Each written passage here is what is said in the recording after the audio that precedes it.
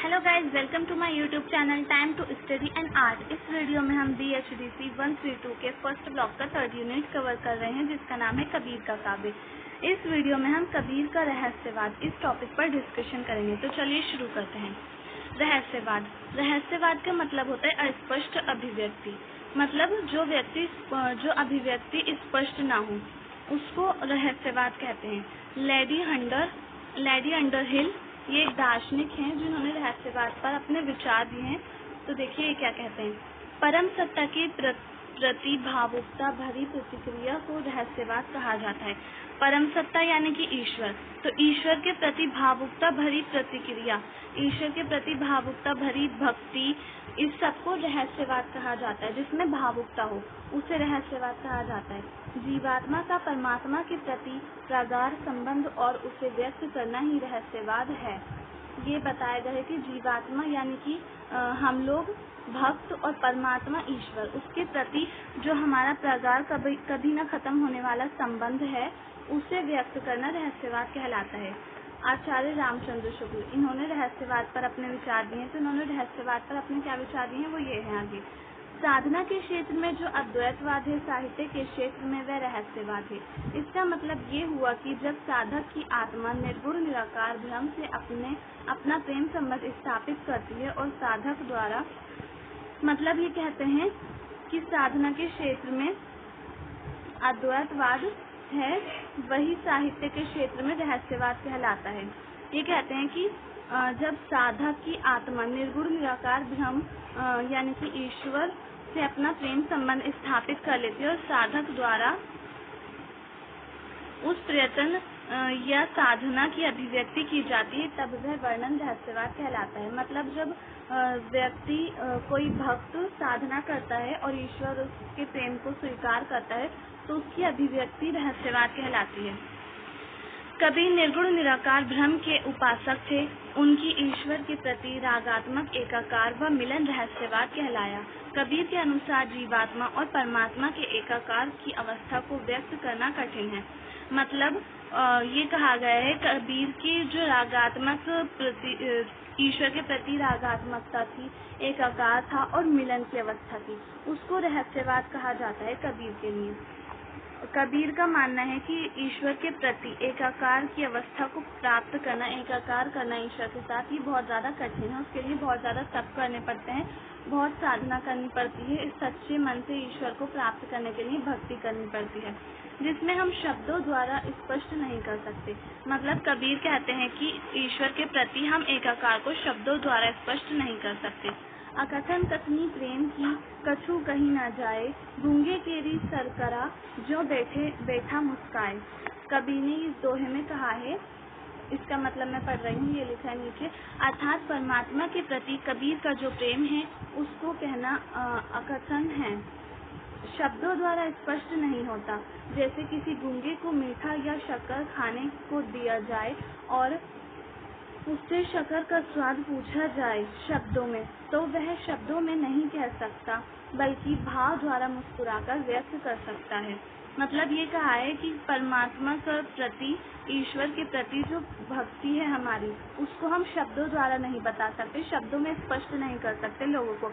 बस वो एक भाव है, एक फीलिंग है, जिसको हम सिर्फ भाव के द्वारा ही, अपनी जो फेस एक्सप्रेशन है उसके द्वारा ही हम बता सकते हैं। जैसे किसी गूंगे को मीठी चीज़ या फिर शक्कर खिलाकर उससे पूछेंगे हम कि कैसा है उसका स्वाद, तो वो नहीं बता सकता, बोल नहीं सकता ना वो, तो इसलिए वो सिर्फ हमें मुस्कुराकर बता सकता है कि अच्छा है। अगर वो मुस्कुराएगा तो अच्छा है, बुरा है वो, अगर वो थोड़ा गुस्से वाला मुँह बनाएगा तो वो बुरा है। तो ये बताया है कबीर ने। अब कबीर के रहस्यवाद की 3 अवस्थाएं बताई हैं कबीर ने। पहली है जिज्ञासा, पहली जिज्ञासा बताई है। साधक को परमात्मा को प्राप्त करने की जिज्ञासा होती है कि परमात्मा का स्वरूप कैसा है, जिसके लिए वह भटकता रहा है, जिसके बाद उसे सच्चे गुरु की प्राप्ति होती है। मतलब जिज्ञासा होती है पहले साधक को कि परमात्मा का स्वरूप कैसा है, परमात्मा कैसे हैं और परमात्मा किस प्रकार मिलेंगे। तो इस सब की जिज्ञासा होती है। जब जिज्ञासा मन में पैदा हो जाती है तो गुरु की प्राप्ति होती है, ज्ञान। फिर सेकंड है इसका ज्ञान। तो साधक का गुरु उसे परमात्मा का ज्ञान कराता है कि परमात्मा किस प्रकार मिलेंगे, परमात्मा कौन है, कहाँ है, फिर साधक को ज्ञान होता है। मतलब जब हमारे मन में परमात्मा को प्राप्त करने की इच्छा होगी तभी तो हमें गुरु भी मिलेगा। जब हम ईश्वर को प्राप्त करना चाहेंगे तो जब हमारे मन में जिज्ञासा होगी तो हमें गुरु मिलेगा। गुरु हमें सच्चा ज्ञान प्राप्त कराएगा ईश्वर के प्रति और बताएगा कि ईश्वर किस प्रकार मिलेंगे, ईश्वर का साक्षात्कार किस प्रकार होगा, ये सब बताया गया है। फिर थर्ड अवस्था है मिलन की, यानी कि ईश्वर से मिलन की अवस्था, ईश्वर का साक्षात्कार हो जाता है इस अवस्था में, मिलन की अवस्था में। ज्ञान मिलने के बाद साधक का परमात्मा से मिलन होता है, मिलन के बाद साधक का परमात्मा से साक्षात्कार होता है। मतलब जब जो गुरु हैं, साधक को ज्ञान प्राप्त हो जाएगा गुरु के द्वारा कि ईश्वर किस प्रकार प्राप्त होगा, तो फिर उसको ईश्वर भी मिल जाता है, ईश्वर से मिलन होता है, उसका साक्षात्कार होता है, वो ईश्वर को देख पाता है, ईश्वर के दर्शन होते हैं उसे। अब ये 3 अवस्थाएं पार करने के बाद साधक को परमात्मा का साक्षात्कार प्राप्त होता है। एक दोहा है कबीर का, कबीर बादल प्रेम का हम पर बरसा आया, अंतर भीगी आत्मा हरि भई बनराया। इसका अर्थ लिखा है नीचे। कबीर कहते हैं कि ईश्वर के प्रेम का जो बादल है वह हम पर बरस रहा है और उस प्रेम की वर्षा से हमारी अंतरात्मा भीग गई है। जिस प्रकार वर्षा होने पर चारों ओर हरियाली हो जाती है, यानी आनंद व खुशियाँ छा जाती हैं, उसी प्रकार ईश्वरीय प्रेम की वर्षा से हमें सुख शांति तथा असीम खुशियाँ मिलती हैं। मतलब ये दोहा उस अवस्था को दिखा रहा है, दर्शा रहा है जब परमात्मा का भक्त का परमात्मा के साथ, जीवात्मा का परमात्मा के साथ मिलन हो जाता है तो सब तरफ खुशियाँ फैल गई हैं और ईश्वर के प्रेम का बादल भक्त पर बरस रहा है, वर्षा हो रही है प्रेम की, ईश्वर के प्रति प्रेम की वर्षा हो रही है। मतलब ईश्वर कृपा कर रहा है अपने भक्त पर, ये बताया गया इसमें। और हर तरफ सुख शांति खुशियाँ हैं, क्योंकि ईश्वर को परमात्मा का साक्षात्कार हो गया है, परमात्मा मिल गया है। अब है रहस्यवाद के प्रकार। तो रहस्यवाद के 2 प्रकार हैं। कबीर दास के अनुभव की तीव्रता बहुत अधिक थी। उन्होंने हर रूप में ईश्वर के साथ अपना संबंध बताया। मतलब वो हर तरह से अपना संबंध बताते हैं ईश्वर के साथ, जिसमें अनन्य भाव है जो परमात्मा और आत्मा को अलग नहीं होने देती। अनन्य भाव मतलब ऐसा भाव जो कभी खत्म ना हो, परमात्मा आत्मा को अलग नहीं होने देता, यही है इसका मतलब। कबीर दास अनन्य भाव से दूर नहीं हो सकते। अब कबीर दास के जो रहस्यवाद है उसके प्रकार बताए गए हैं, तो उसके 2 प्रकार हैं। पहला है भावनात्मक रहस्यवाद।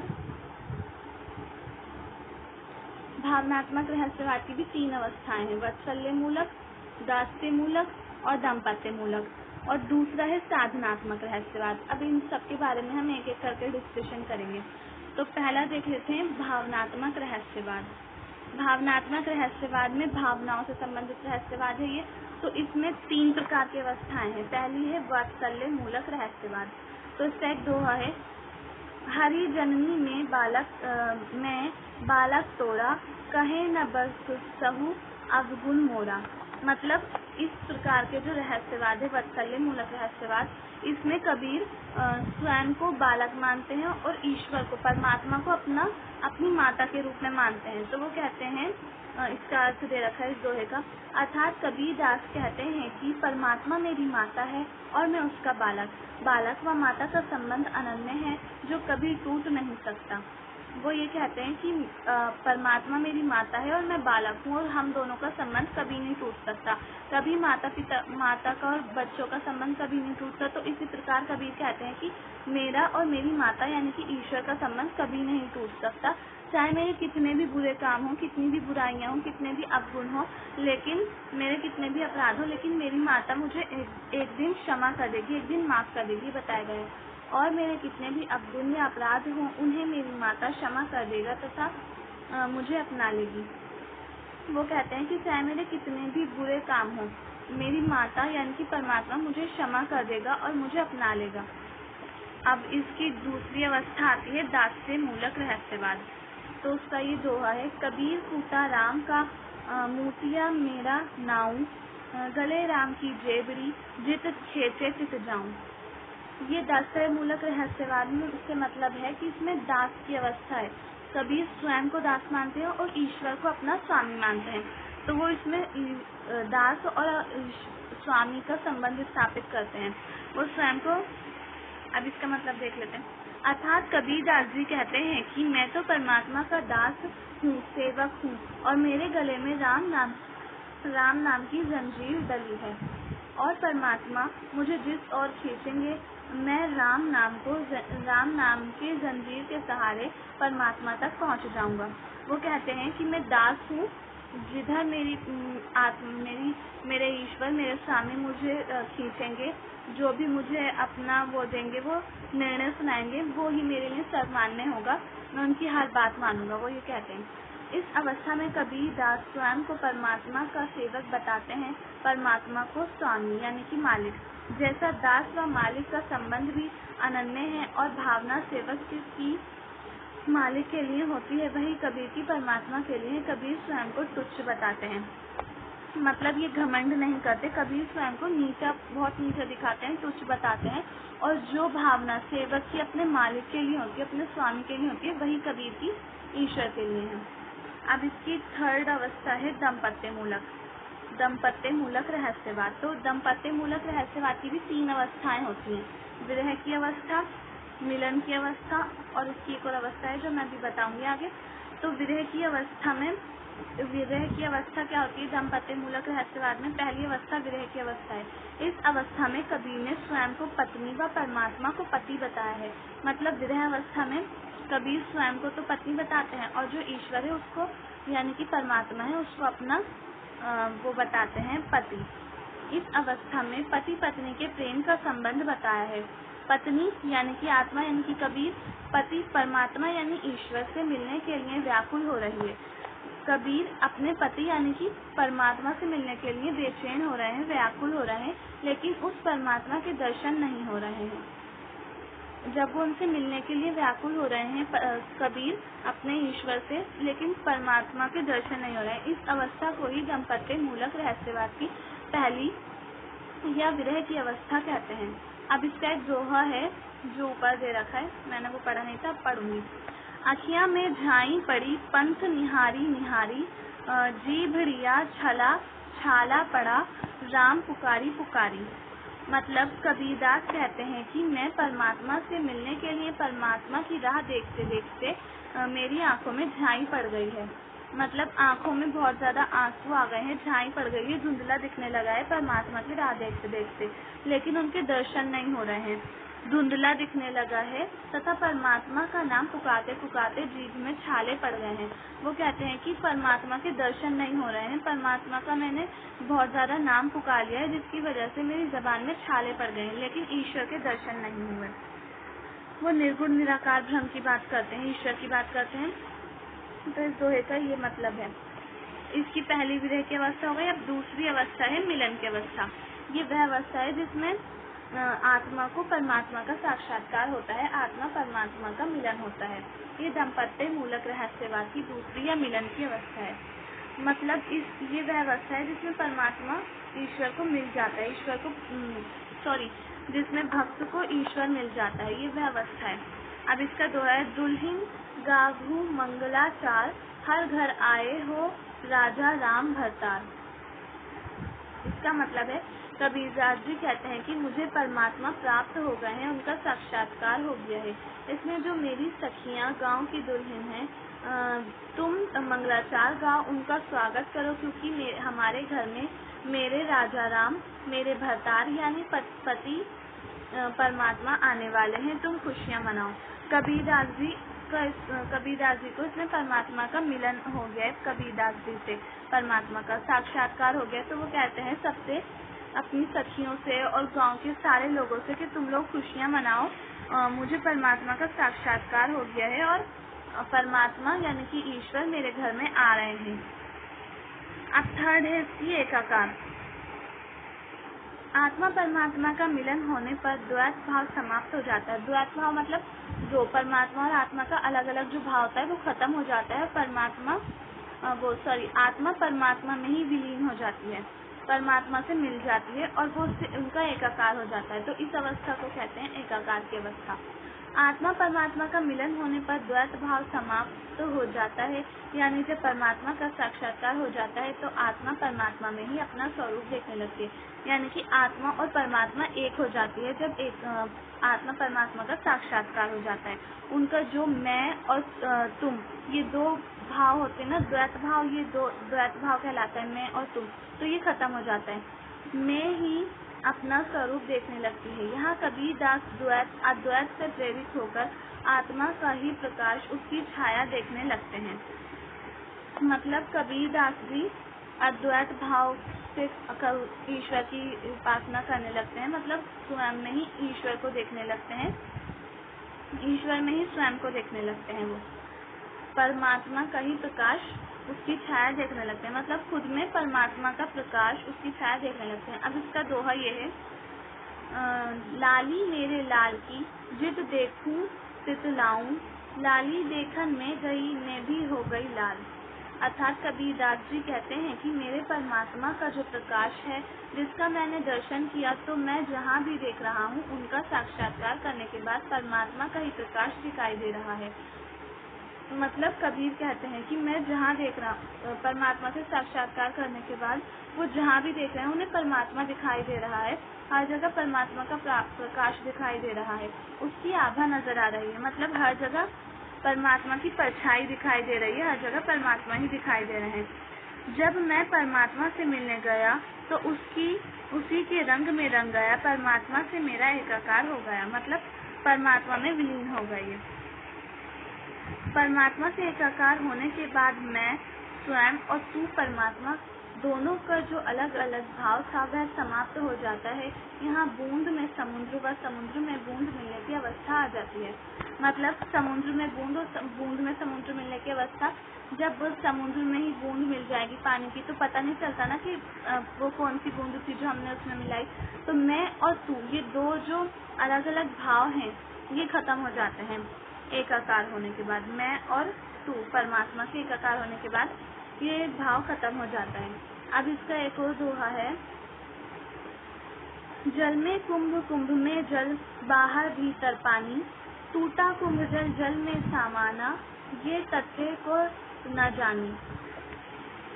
मतलब कबीरदास जी कहते हैं कि जब हम किसी जलाशय में कुंभ लेकर भरने के लिए जाते हैं तो कुंभ के अंदर व बाहर जल रहता है, लेकिन यदि कुंभ टूट जाता है तो पानी एक हो जाता है या जलाशय के जल में मिल जाता है। उसी प्रकार हमारा मोह का बंधन टूट जाने पर आत्मा व परमात्मा का एकाकार हो जाता है। जैसे हमारे मन में भी परमात्मा है और बाहर भी परमात्मा है, दोनों का मिलन हो जाता है। मतलब कबीरदास जी कहते हैं कि जो संसारिक माया है, मोह है, वो खत्म हो जाने पर हमें ईश्वर की प्राप्ति हो जाती है, ईश्वर से हमारा मिलन हो जाता है। वो इसमें यही बता रहे हैं, कुंभ के जल से इसको इन्होंने उदाहरण के रूप में बताया है। अब दूसरे प्रकार का है रहस्यवाद, साधनात्मक रहस्यवाद, तो इसको भी देख लेते हैं। इस रहस्यवाद में सिद्ध नाथ हठ योग का प्रभाव है। मतलब ये वाला जो साधनात्मक रहस्यवाद है, इस रहस्यवाद में कबीर पर सिद्ध नाथ और हठ योगी जो परंपरा थी नाथों की, उसका प्रभाव देखने को मिलता है। यहाँ कबीर ने साधना के द्वारा परमात्मा को प्राप्त करना बताया है। पहले वाले रहस्यवाद में कबीर ने भावनाओं के द्वारा परमात्मा को प्राप्त किया था, इसमें साधना के द्वारा परमात्मा की प्राप्ति बताते हैं कबीर। साधना की अवस्था द्वारा परमात्मा के साथ एकाकार, मतलब इसमें साधना की अवस्था के द्वारा साधना की जो अवस्थाएं होती हैं, हठ योग और भी बहुत सारी अवस्थाएं होती हैं, उसके द्वारा परमात्मा के साथ एकाकार बताते हैं कबीर। परमात्मा के साथ एकाकार को व्यक्त करने के लिए कबीर ने कुछ गूढ़ शब्दों को बताया, जैसे षटचक्र, ईड़ा, पिंगला, सुषुम्ना, भ्रमरंध्र, अनाहत। मतलब कबीर ये सारे नाम बताते हैं, शब्द बताते हैं परमात्मा को प्राप्त करने के, परमात्मा के साथ एकाकार करने के। प्रतीकात्मक शब्द जैसे चांद, सूर्य, इन्होंने कुछ प्रतीकात्मक शब्द भी बताए हैं, जैसे चांद, सूरज, नाद, बिंदु, अमृत, औंधा, कुआं और सुरती, निरति।